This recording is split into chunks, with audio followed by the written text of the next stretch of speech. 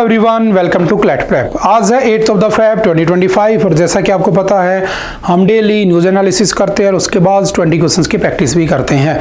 तो चलिए उसी सीक्वेंस को कंटिन्यू करते हैं। आज का पहला क्वेश्चन है हमारे सामने। According to a recently release report where among the following has the highest number of breast cancer cases has been found in India. Bharat में कौन सी जगह पर सबसे ज़्यादा ब्रेस्ट कैंसर के केस मिले? तो याद रखना हैदराबाद। मुझे बताना वो कौन सी रिपोर्ट थी ना। देखते हैं कौन कौन पढ़ा है। कुछ दिन पहले कैंसर डे भी बनाया गया था, है ना। चलते हैं next. Which country has developed Iskander M tactical ballistic missile? तो किसने बनाई है? तो सिंपल याद रखना Russia. Option number A is the right answer. ठीक है, न्यूज़ में थी, याद रखना। After the latest revision on 7th of the Feb 2025, what is the new repo rate? मैंने आपको एडिटोरियल में भी डिस्कस किया था। आरबीआई क्या होता है? रिजर्व बैंक ऑफ इंडिया कब बना था? 1935 में। रेपो रेट क्या होती है? जब भी कोई कमर्शियल बैंक किसी सेंट्रल बैंक से, यानी कि आरबीआई जो पैसा देगा किसी बैंक को तो रेपो रेट, जब आरबीआई पैसा लेगा तो reverse repo rate, and repo rate is always greater than reverse repo rate. तो पहले ये जो रेपो रेट थी, जो मॉनेटरी पॉलिसी डिसाइड कर रखी थी, वो कितनी थी? 6.5%, 50। अब उसको कम करके 6.25 कर दिया गया, यानी कि 0.25% का उसमें क्या आ गया? कमी कर दी गई, जिससे तुम्हारे होम लोन, कार लोन, इनमें कहीं ना कहीं पर्सनल लोन में इफेक्ट देखने को मिलेगा। वो हमने एडिटोरियल में अच्छे से डिस्कस कर लिया था, आप वो देख लेना। Feb 2025 the reserve bank of India reduce the repo rate कितना? तो याद रखना 0.25, यानी कि 25 बेसिस पे कम कर दिया गया। Option number B is the right answer. Next है Which two Indian states are theme states for the 38th Surajkund international crafts fair 2025? सबसे पहले तो मुझे कमेंट करके बताना ये हो कहाँ रहा है सूरजकुंड का। ठीक है, एक बहुत फेमस जगह है सूरजकुंड। ठीक है, बताना कहाँ पर हो रहा है, आप जानते होंगे शायद। तो इस बार की थीम कौन है? तो थीम स्टेट है Madhya Pradesh and Orissa. Option number B is the right answer. Simple one liner में याद रखना। Which event did Prime Minister Narendra Modi co-chair with French President Emmanuel Macron in Paris in Feb 2025? किसको करने वाले हैं? तो AI Action Summit। Option number B is the right answer.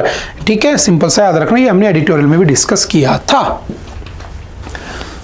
What historical milestone did India achieve in solar power capacity in Feb 2025? देखो हमने क्या किया था, हमने 2015 में 2015 में एक प्रोग्राम स्टार्ट किया था, एक इनिशिएटिव जिसका नाम था इंटरनेशनल सोलर अलायंस।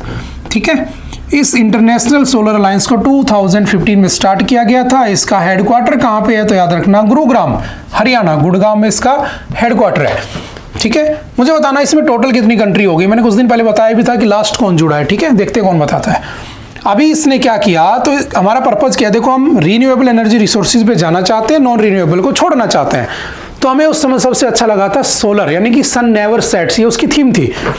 तो हमें लगा दुनिया में कहीं ना कहीं सन आता रहेगा, वहां से बिजली बनाते रहेंगे। तो आज हमारे पास हाइड्रो पावर आ चुका है, आज हमारे पास ग्रीन हाइड्रोजन, इथेनॉल, इनके कॉन्सेप्ट आ चुके हैं, उस समय नहीं था। बायोफ्यूल्स आ चुके हैं आज के टाइम पर, उस समय इतना नहीं था। तो हमने उस समय टारगेट लिया था। तो अब हमने क्या किया, 2025 आते आते 100 गीगावाट जनरेट करते हैं हम किससे? तो याद रखना सोलर पावर से। ठीक है, option number C is the right answer. Recently, the Indian High Commission celebrated Indian Technical and Economical Cooperation (ITEC) Day। कहां पर हुआ है? तो याद रखना Sri Lanka. Option number is the right answer. Simple one liner में याद रखना। Recently the Indian army has renamed fort William. देखो जो फोर्ट विलियम है ना, बेसिकली कहाँ पे है? तो ये आपका है कोलकाता। कोलकाता के बीचों बीच बना हुआ है। शायद जब आपने हिस्ट्री पढ़ी होगी तो मैंने आपको बताया था कि ब्रिटिशर्स ने 3 गांव थे, एक का नाम था सूलानाटी, एक का नाम था गोविंदगढ़, ठीक है, और एक और होता है उसके साथ में। ठीक है, इन तीनों को मिलाकर क्या किया था? मर्ज किया था और एक किला बनाया था जिसका नाम रखा गया था फोर्ट विलियम्स। और उसी फोर्ट विलियम को बाद में उन्होंने अपना सेंटर बना लिया था बंगाल में। आज ही वहां पर बेसिकली एक म्यूजियम बना हुआ है।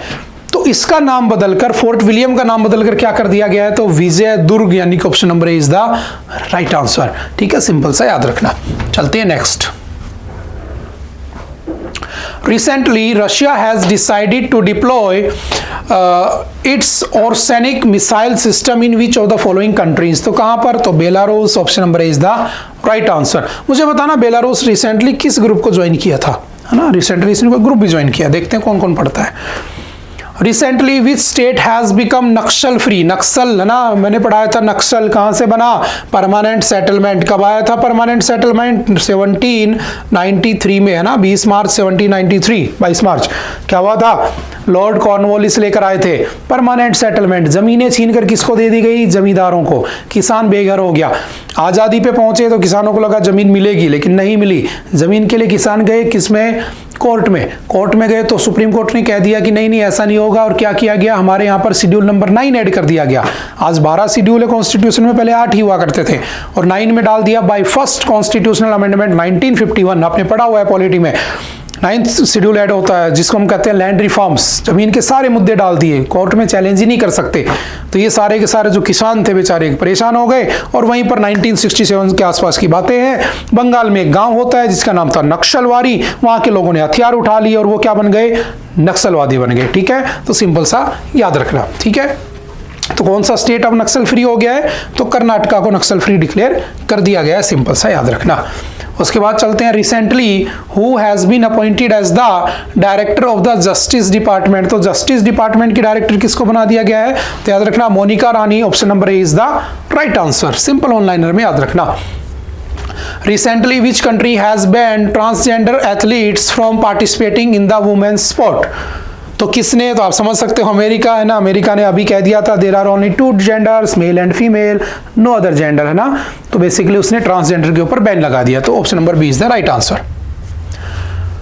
Recently, the Army has signed an agreement with which of the following IITs to develop bamboo-based bunkers at high altitudes? तो कौन है? IIT Guwahati, option number D is the right answer. Simple one liner में याद रखना। Who among the following has inaugurated the 8th Global Bengal Business Summit? तो कहाँ पर हुई है? बंगाल में। तो कौन करेगी? ममता बनर्जी, ना कि ममता कुलकर्णी, है ना। Option number is the right answer. वो भी न्यूज में है, देख लेना।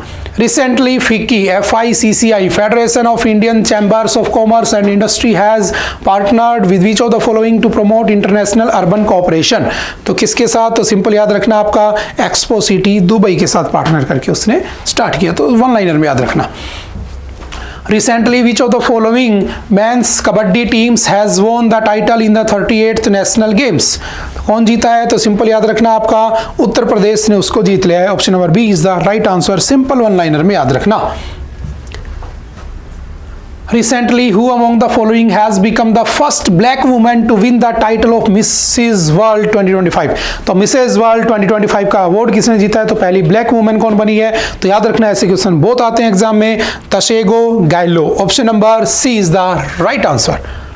चलो बताना, भारत की पहली मिस वर्ल्ड कौन थी और मिस यूनिवर्स कौन थी? Miss universe of India, miss world from India, miss universe from India and miss world from India कौन कौन हुआ है? बताना पहला। प्रसाद स्कीम वाज लॉन्च। प्रसाद कौन लेकर आया था? तो याद रखना, प्रसाद स्कीम लॉन्च की थी मिनिस्ट्री ऑफ टूरिज्म। क्योंकि जब हम मंदिरों में जाते हैं तो वहां पर जब घूमने जाते हैं तो आपने देखा होगा बहुत सी जगह पर दीवारों पर लिखा होता है ना, ए दिल का निशान, बी, है ना, वहां पर तुम लोग गुटखा खाते हो, दो, है ना, दाने दाने में केसर का दाम खराब कर देते हो। तो ऐसी जितनी भी टूरिस्ट प्लेस थे, मंदिर थे, है ना, होली प्लेस थे, उनको साफ सुथरा करना, ठीक है, उनको अच्छा बनाने के लिए एक स्कीम आई थी किसके अंडर? स्वच्छ भारत मिशन। स्वच्छ भारत मिशन कब आया था? 2014। उसके बाद इस प्रसाद स्कीम को स्टार्ट किया गया था। ठीक है, किसके अंडर आती है? मिनिस्ट्री ऑफ टूरिज्म के अंडर आती है। ठीक है, ताकि टूरिज्म को प्रमोट किया जा सके। Which Indian city is home to Fort William recently renamed Vijaydurg? तो कहाँ का है? तो याद रखना, अभी मैंने बताया था कोलकाता का फोर्ट है। ठीक है, इसका नाम विजयदुर्ग हो गया। ठीक है, चलते हैं नेक्स्ट। आई थिंक आज के लिए इतना ही था। आई होप कि आपको बातें समझ में आई होंगी। फिर भी कोई डाउट रहता है तो आप आकर एनी टाइम पूछ सकते हैं। ओके, बाय बाय, मिलते हैं दोबारा next time. Have a nice day.